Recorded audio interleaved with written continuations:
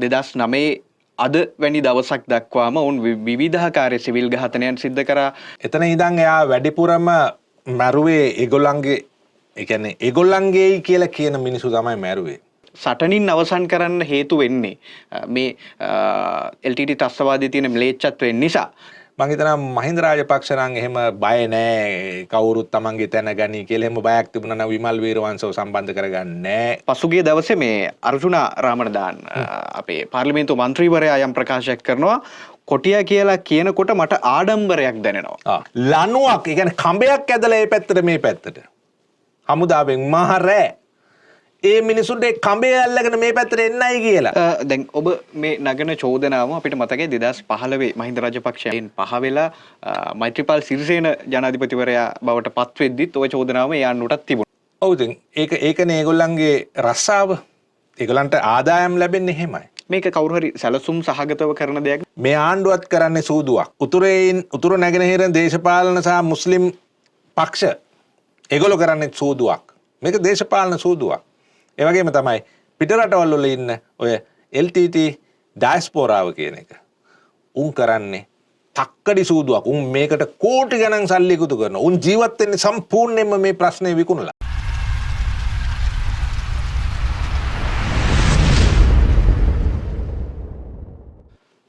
අයිබෝන් අද විශේෂ දේශපාලන කතාව. LTT ත්‍රස්තවාදය පරාජය කරලා අද වෙද්දී වසර 17ක් සපිරෙනවා.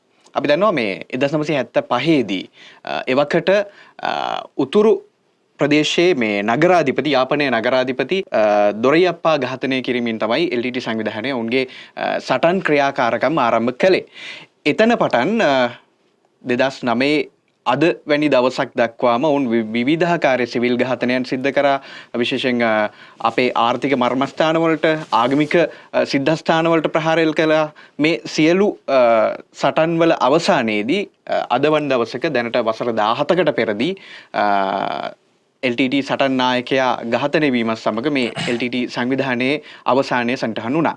සෙපල් මහත්මයා දැන් අපි අද දවස් වෙද්දී වසර 17ක් සම්පූර්ණ කරලා තියෙන. අපි පොඩ්ඩක් මතක් කරමු මේ ආපස්සට ගියන් පස්සේ මේ අපේ මේ සිදුවීම සම්බන්ධව. ඔව් ප්‍රභාකරන් වැල්විටිතුරේ උපන්න ප්‍රභාකරන් ඒ කියන්නේ ප්‍රසිද්ධ වෙන්න පටන් ගත්තේ ඔය ඇල්ෆ්‍රඩ් දොරයප්පා ඝාතනයෙන් තමයි යාපනයේ හිටපු නගරාධිපති. එතන ඉඳන් එයා වැඩිපුරම මැරුවේ ඒගොල්ලන්ගේයි කියලා කියන මිනිස්සු තමයි මැරුවේ. ඊට පස්සේ එයා බැලුවා ඒ පැත්තේ ඒ කියන්නේ එකම නියෝජිතයා බවට පත් වෙන්න. නමුත් ප්‍රජාතන්ත්‍රවාදී දේශපාලනයේ කවුරුත් එහෙම මේ එයාගේ ආයුධවල බලයට ඉඩ දීලා හිටියේ නැහැ. ප්‍රජාතන්ත්‍රවාදී දේශපාලනයේත් කට්ටිය එදා ඉඳන්ම පක්ෂ හදාගෙන එහෙම තිබුණා. හැබැයි ඒ හැමෝමත් උතුරේ ජනතාව රැවට්ටුවා. ප්‍රභාකරන් උතුරේ ජනතාව බය කරගෙන හිටියා. ප්‍රභාකරන් ආවා මේ පැත්තේ ජනතාවත් බය කරන්න. අන්න එතකොට තමයි 2005 මහින්ද රාජපක්ෂ බලයට ඇවිල්ලා. ඊට පස්සේ ඔය සිද්ධ වුණු මහා විශාල ඝාතන ක්‍රියා අමානුෂික ම්ලේච්ඡ ඝාතන ක්‍රියා කීපයකට පස්සේ කැපිතිගොල්ලෑවේ බස් බෝම්බෙන් පස්සේ තීරණය වුණා කියලා කියන්නේ මේක අපි කතා කරලා විසඳ ගන්න තැනකත් හිටියනේ. ඉතින් මහින්ද රාජපක්ෂ මහතා ප්‍රමුඛ රණවිරුවන් තීරණය කරන්නේ මේක ඉවරයක් කරනවා කියලා. විශේෂයෙන් සේනාධිනායකයා විදිහට මහින්ද රාජපක්ෂ මහතා මේක තීරණය කරනවා. මොකද හේතුව මුන් තිරිසන් වගේ හැසිරෙනවා. ඒ කියන්නේ මුන්ට කිසිම ඒ කියන්නේ දඩයක්කාරයාට තියෙන නීති ඔබ දන්නවා. දඩයක්කාරයා ගැබිනි සත්තුන්ව මරන්නේ, පොඩි සත්තුන්ව මරන්නේ, තරබාරු නාඹර පිරිමි සත්තු තමයි දඩයක්කාරෝ දඩයම් කරන්නේ. දඩයමටත් තියෙනවා නීති, යුද්ධයටත් තියෙනවා නීති. හැබැයි මේ ප්‍රභාකරන් කියන ජඩ තිරිසනා ඒ කිසිම නීතියක් සැලකුවේ නැති හින්දා එයා නන්දි කඩාල් කල්පයේ යාගේ අවසන් ගමන් ගියා. ඉතින් අපි ඒකට මහින්ද රාජපක්ෂ මහතා ඇතුළු රණවිරුවන් සියලු දෙනාට ස්තුතිවන්ත වෙනවා.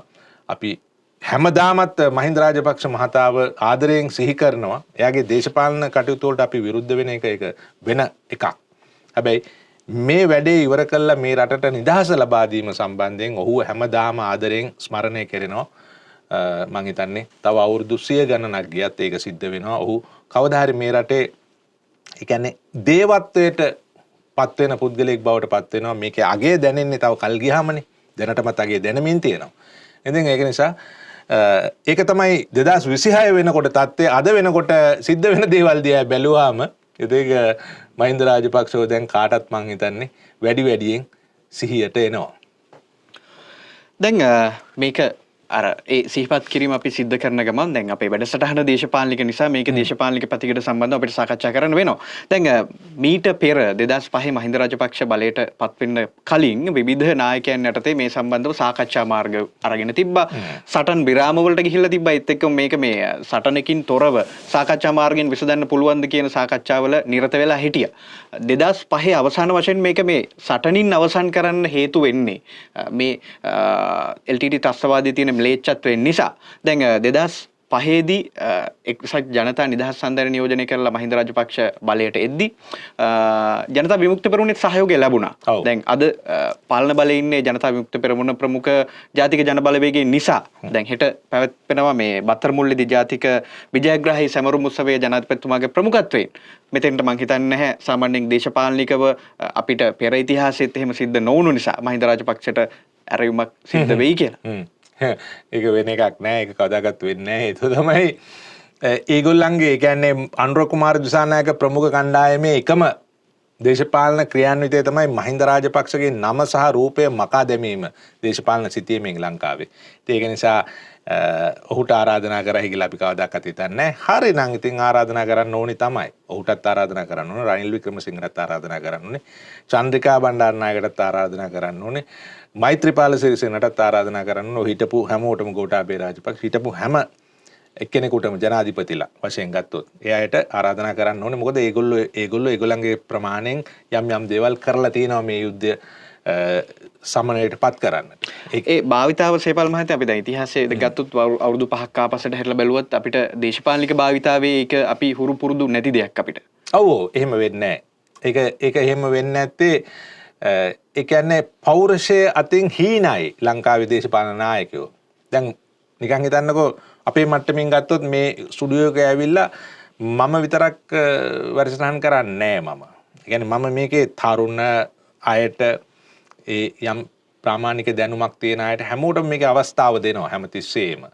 ඒතකොට මම හිතුවා නම් එහෙම මේක මමම කරන්න ඕනේ හැම එකක්ම කියලා. එතකොට ඒකේ මගේ පෞරුෂ හීනකමක් විතරයි.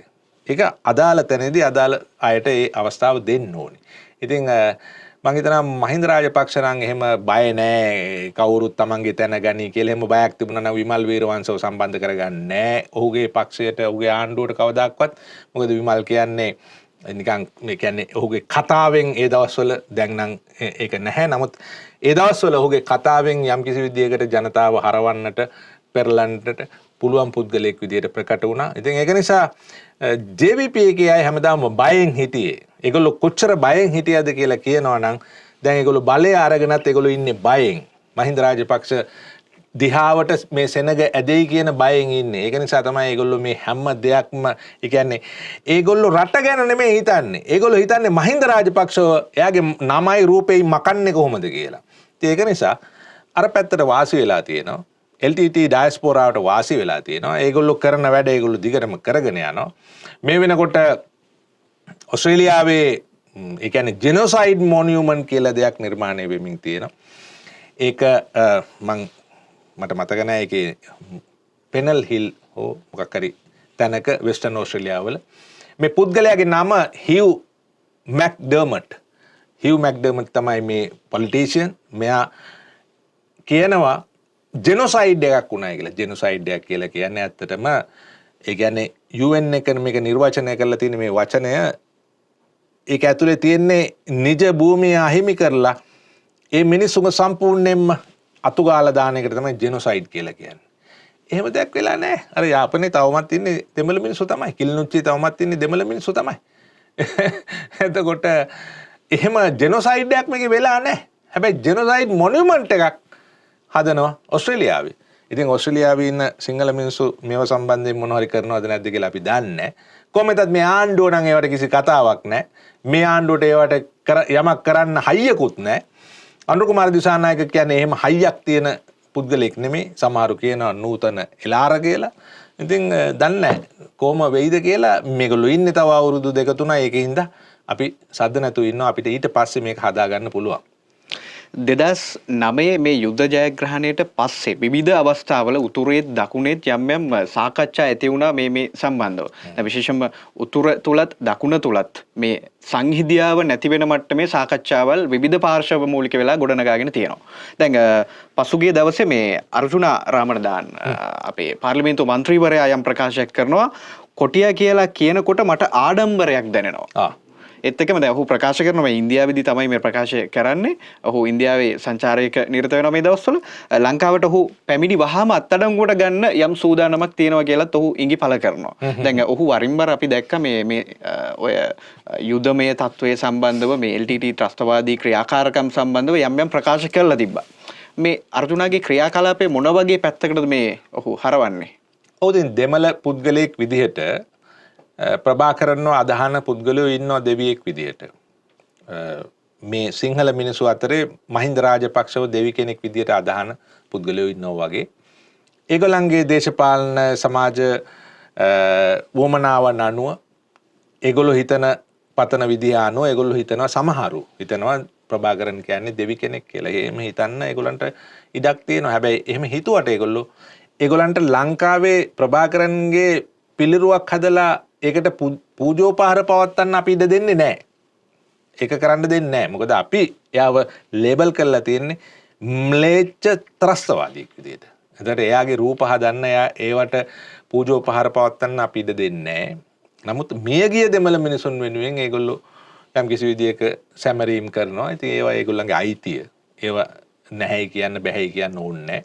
ඒවා කරගත්තා. හැබැයි අර්ජුනාගේ මේ කතාව එයා මීට කලිනුත් කියලා තියෙනවා ප්‍රභාකරන් දෙවියෙක්. ඇයි උඹලා මහින්ද රාජපක්ෂට දෙවියෙක් කියන්නේ නැත්තේ කියලා කෙලින්ම අහනවා. මේ කතාව එයා කරන විදිහට තමයි අපි යත් එක තරහ වෙන්නේ නැත්තේ. ඒ කියන්නේ අර්ජුනා එක පැත්තකින් පිළිගන්නවා ඔව් ප්‍රභාකරන් දෙවියෙක් තමයි. හැබැයි මහින්ද රාජපක්ෂත් එක්ක අනිත් පැත්තෙන් දෙවියෙක් තමයි. හැබැයි උඹලා ඒක කියන්නේ නැහැ. මම කියනවා ඒක. මම කියනවා ප්‍රභාකරන් දෙවියෙක් කියලා. හැබැයි උඹලා කියන්නේ නැහැ මහින්ද රාජපක්ෂ දෙවියෙක් කියලා. ඒක උඹලගේ ප්‍රශ්නයක්. උඹලා රණවිරුවන්ට රණවිරුව කියන්නේ. උඹලා කියන්නේ සොල්දාදුව කියලා. ඒක උඹලගේ ප්‍රශ්නයක්. ඒකින්ද අර්ජුනත් එක්ක අපිට තරහ වෙන්න කිසිම හේතුවක් නැහැ. නීතිමය ප්‍රශ්නයක් එයා දාගත්තොත් මිසක් අපිට අර්ජුන මෙහෙ ඇවිල්ලා තියෙනවා. අපිත් එක්ක සාකච්ඡා කරලා තියෙනවා. හෙටත් අර්ජුනට මෙහෙට එන්න පුළුවන්.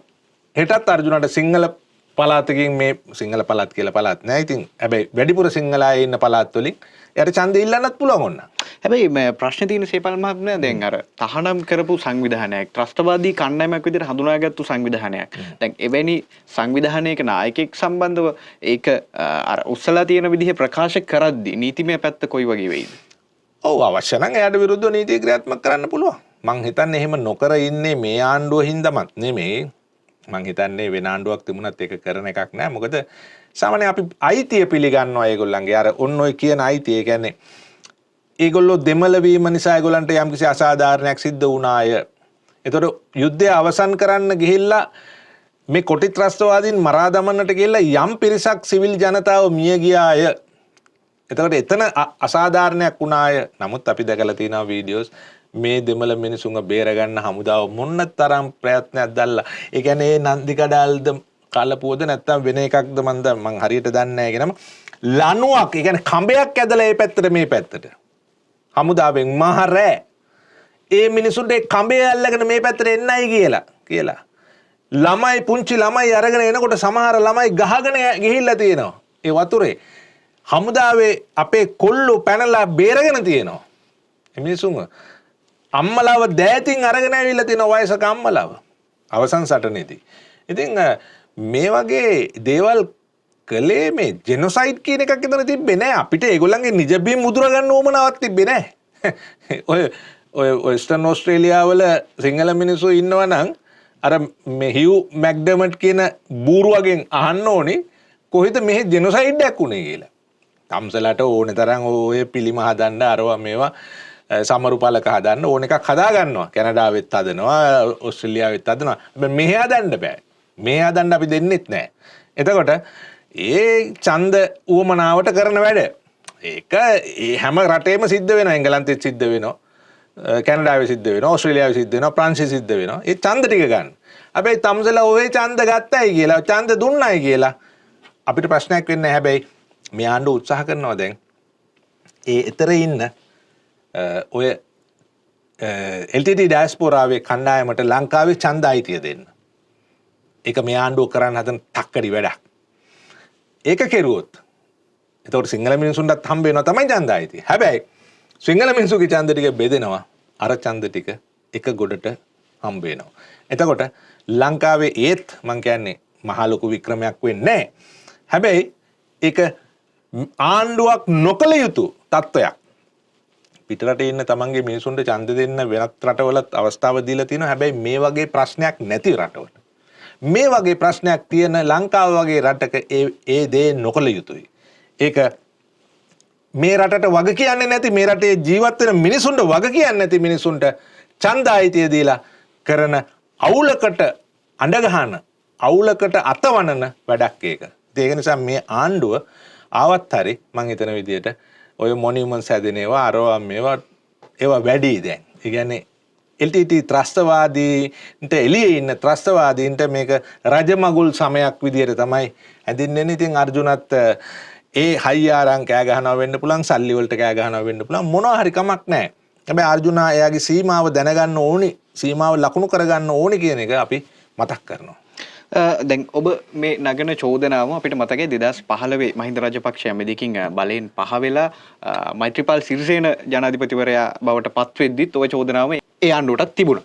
දැන් විශේෂයෙන්ම ගත්තොත් දැන් මේ ජාතික ජනබලවේගී ආණ්ඩුවක් දැන් තියෙන්නේ. කලින් හිටිය මෛත්‍රීපාල සිරිසේන සහ රනිල් වික්‍රමසිංහ ප්‍රමුඛ ආණ්ඩුවටත් මේ චෝදනාව එල්ල වුණ නිසා දැන් මහින්ද රාජපක්ෂ නැතුව වෙන කෙනෙක් බලයට ආවොත් මේ සිදුවීම වෙන්න පුළුවන් වගේ වටපිටාවක්ද තියෙන්නේ. එහෙම අනතුරක් තියෙනවා. මොකද මේ මහින්ද රාජපක්ෂ ප්‍රමුඛව පෝට්ටුවේ බයියෝ කියන උන්ට විතරයි. බයියෝ කියන උන්ට විතරයි ඔය මේ දේශය ගැන, මේ ජාතිය ගැන, ආගම ගැන, සංස්කෘතිය ගැන කියන්නේ බොක්කෙන්ම දැනීමක් තියෙන්නේ. අනිත් උන්ට ඒක එහෙම නෑ කියලා තමයි මමත් දන්න දේ. සමහර විට සමහර UNP කාරයන්ට, සජබකාරීන්ට පවා වෙනත් අයට ඒක නැහැ කියන එක තමයි අපේ අදහස. ඒක හින්දාම තමයි මේ ආණ්ඩුවට ඡන්ද දීපු බයියෝ, රාජපක්ෂ බයියෝ ආපහු හැරිලා දැන් කියනවා කියන්නේ මහින්ද මහත්තයා බේරගත්තු රට මුන් බන්දේසිය තියලා දන් දෙන්න යන්නේ කියලා. ඉතින් මං හිතනවා ඒක නිසා ඒක තේරුම් ගත්තු ජනතාව දැන් කල්පනාවෙන් බලාගෙන ඉන්නවා මේ රටේ අපේ සාමයෙන් අපි ගත කරන ජීවිතය මේක වෙනස් වෙයිද, එහෙම වුණොත් අපිට ආපහු කලබලකාරී තත්යකට යන්න වෙයිද, එහෙම නැතුව අපිට මේ සාමය පවත්වාගෙන දිගටම ජීවත් වෙන්න ඕන නම් අපි ගන්න ඕනේ දේශපාලන තීන්දුව මොකක්ද කියලා මිනිස්සු දැන් මං හිතන්නේ කල්පනා කරමින් ඉන්නවා. මේ යුද ජයග්‍රහණයට වසර 17ක් සපිරන අද දවසේ අපි දැක්ක මේ සමාජ මාධ්‍ය තුල යම් විදිහකින් සංසරණය වෙනවා එක වීඩියෝ එකක් ටිකක් මේ සම්බන්ධව වැඩි සාකච්ඡාවට නැගුණ නිසා මේ LTT සංවිධානයේ දජය අතදරාගෙන ඉන්න පුද්ගලයෙක් යම් විදිහකින් ඔහු ඉදිරියට එනවා මේ අතදරුවෙක් රැගෙන පුද්ගලයෙක්. ඔහු අර දජයෙන් ඒ දරුවව වත් කරගෙන තමන්ගේ තුරුලට ගන්න වීඩියෝ එකක් සංසරණය වෙනවා. මේ විදිහේ දැන් අර ටිකක් මේ යුද උණුසුම යම් විදිහකින් නැවත මතු කරන්න අර ජාතීන් දෙකක් අතර උතුර සහ දකුණ රේඛාවක් ඇඳලා ඒ ජාතීන් අතර මේ විරසකේ ඇති කරන්න යම් කණ්ඩායමක් උත්සාහ කරනවා වගේ තත්ත්වයක් පේන්න තියෙනවා. ඔව් ඉතින් ඒකනේ ඒගොල්ලන්ගේ රස්සාව. ඒගොල්ලන්ට ආදායම් ලැබෙන්නේ එහෙමයි. මේක කවුරු හරි සැලසුම් සහගතව කරන දෙයක් නැත්නම් උතුරේ අර තමන්ගේ පරාජය දරා ගන්න බැරුව ඒ උතුරේ වැසියන්ම විදිහින් කරන දෙයක්ද මේක? නෑ. උතුරේ ඉන්න දෙමළ වැසියන්ගෙන් 99% මිනිස්සු ඔය කියන ප්‍රභාකරන් කියන කාටවත් උගේ LTT ඔය සංවිධානයටවත් මේ රට වෙන් කරන්න ඕනේ කියන ඒවට එකඟ නෑ. ඒවට දේශපාලන උමනාවක් වෙනුවෙන් යම් කණ්ඩායමක් කරන දෙයක්. ඒක කරන්නේ ඇත්ත වශයෙන්ම කියනවා නම් මේ ආණ්ඩුවත් කරන්නේ සූදුවක්. උතුර නැගෙනහිර දේශපාලන සහ මුස්ලිම් පක්ෂ ඒගොල්ලෝ කරන්නේ සූදුවක්. මේක දේශපාලන සූදුවක්. ඒ වගේම තමයි පිටරටවල් වල ඉන්න ඔය LTT ඩයස්පෝරාව කියන එක. උන් කරන්නේ තක්කඩි සූදුවක්. උන් මේකට කෝටි ගණන් සල්ලි එකතු කරනවා. උන් ජීවත් වෙන්නේ සම්පූර්ණයෙන්ම මේ ප්‍රශ්නේ විකුණලා. උන් බලාපොරොත්තු වෙන්නේ මොකක්ද අවසානයේ මේ ප්‍රශ්නය නැවත ඇවිලුණාන් පස්සේ? ඒගොල්ලෝ දන්නවා මේක කවදාවත් ඒගොල්ලන්ට වෙනම රාජ්‍යයක් හම්බ වෙන්නේ නැහැ කියලා. නමුත් මේක බිස්නස් එකක් හැටියට හැමදාම කරන්න පුළුවන් බිස්නස් එකක්. මේකේ කොඩිය විකුණන්න පුළුවන්, මේකේ පින්තූර ස්ටිකර් විකුණන්න පුළුවන්, මේකේ උත්සව විකුණන්න පුළුවන්, මේකේ සමරු දේශන සමරු පළක මේ ඔක්කොම විකුණන්න පුළුවන්. මේක දේශපාලනය කරන්න පුළුවන්, ඕන දෙයක් කරන්න පුළුවන් මේකෙන්. මේක එක්තරා විදිහක ඒ කියන්නේ මාකටිං ස්ට්‍රැටජි එකක් විදිහට දැන් දුවන්නේ. මේකේ ඇති වෙනම රාජ්‍යයක්වත් මොකක්වත් නෙමෙයි. මේක දැන් මාකටිං වැඩක්. ඒ වගේම තමයි මම හිතන්නේ දහස් ගාණක් මිනිස්සු මේකෙන් ජීවත් වෙනවා දැන්. ඉතින් ඒගොල්ලෝ මේක අතාරින්න කැමති නැහැ. ඉතින් මේක අතාරින්නයි කියලා කාටවත් කියන්න අයිතියකුත් නැහැ. මොකද තමන්ගේ ජාතිය ගැන, වර්ගය ගැන, ආගම ගැන කතා කරන්න, දේශන පවත්වන්න, උත්සව පවත්වන්න ඕන කෙනෙකුට අයිතියක් තියෙනවා. ඒ නිසා ඒගොල්ලෝ ඒක කරගෙන යනවා. හැබැයි ත්‍රස්තවාදය කියන එක සම්බන්ධයෙන් අදහසක්වත් මේ රටට ආපහු ගේන්න බැරි බව විතරක් අපි ඒ හැමෝටම මතක් කරනවා. අවසාන වශයෙන් දැන් අපි මේ යුද සැමරුම සිහිපත් කරන මොහොතේ උතුරටත් දකුණටත් අපිට මොකක්ද කියන්න තියෙන්නේ? කියන්නේ විශේෂයෙන්ම මේ දෙපාර්ශවය අතර මේ ප්‍රශ්නේ ඇති වුණේ අද වෙද්දි මේක සාමකාමී තත්වයකට හැරිලා තියෙනවා. නැවත යම් විදිහකින් උතුර සහ දකුණ අතර මොන හරි ප්‍රශ්නයක් ඇති වුණොත් ඒ තරුණයන්ට විශේෂයෙන්ම ඒ ජනතාවට අවසාන වශයෙන් අපි මොකක්ද කියන්නේ? කවදාවත් දෙමළ මිනිස්සුයි සිංහල මිනිස්සුයි මුස්ලිම් මිනිස්සුයි සිංහල මිනිස්සුයි නැත්නම් මුස්ලිම් දෙමළ ඔහොම කවුරුත් මේ රටේ කිසිම කෙනෙක් අතර යුද්ධයක් ඇති වෙන්නේ නැහැ මෙතන එහාට. ඒ කියන්නේ ගහමරා ගැනීම ඇති වෙන්නේ නැහැ. ඒක බොරු කතාවක්. උවමනාවෙන්වත් ඒක ඇති කරන්න බෑ. අපි 2022 ගෝල්ෆ් රේස් එකේ මේ ප්‍රශ්නේ විසඳුවා. ඒක නිසා කවුරුත් ඒ තත්ත්වයට යන්නේ නැහැ. එකම දේ තමයි මේ ආණ්ඩුව කිසිම පෞරුෂයක් නැති හීන පෞරුෂ ආණ්ඩුවක් මේ වගේ ආණ්ඩුවක් තියෙනකොට රාජ්‍ය අරාජික රාජ්‍යයක් වගේ හැමෝටම පේනවා.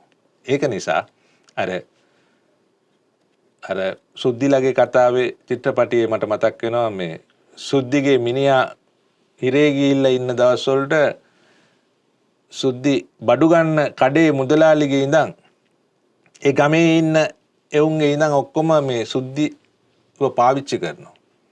ලිංගිකව පාවිච්චි කරනවා. ඒ මොකද අර මිනිහා නෑ ඒ ගෙදර.